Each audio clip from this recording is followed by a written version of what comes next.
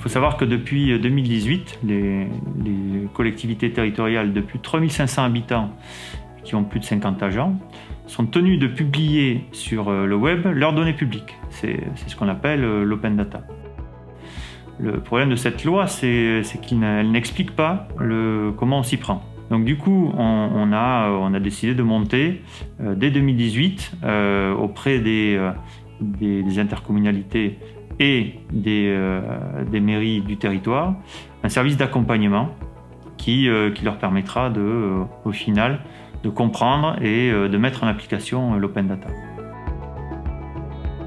On s'est posé petit à petit la question Anglette de savoir comment nous pouvions aussi arriver à développer ces données et à les rendre publiques. On ne savait pas trop comment s'y prendre. On a réfléchi quand même un petit peu. Et je pense, octobre 2018, l'Antic a proposé, par l'intermédiaire de la CAPV, de participer à une expérimentation collective. Donc évidemment, ça nous a beaucoup intéressés et nous avons signé cette convention. Tout d'abord, on propose une action d'animation. On a demandé à chaque mairie de nous désigner des représentants et ces représentants forment une commission qui se réunit régulièrement et qui, entre eux, échangent et apprennent en même temps. Elles se mettent à apprendre ensemble et nous, on essaie de leur proposer des actions de formation et d'échange de bonnes pratiques. À Sparins, c'était une totale découverte puisqu'il n'y avait pas du tout cette culture au sein de la commune. Donc l'accompagnement a été vraiment précieux parce qu'en fait, on partait de zéro. Ce qu'on leur apporte ensuite, c'est un accompagnement méthodologique. On essaie de répondre à la question, par où on commence, qu'est-ce qu'on fait, comment on s'y prend, quelles données on ouvre.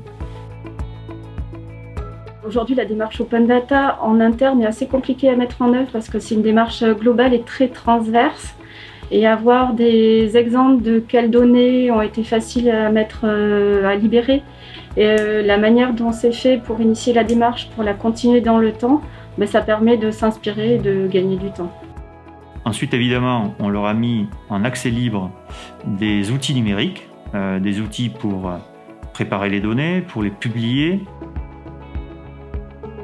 La mise à disposition du portail web de l'Antic nous a permis d'accélérer un petit peu le processus.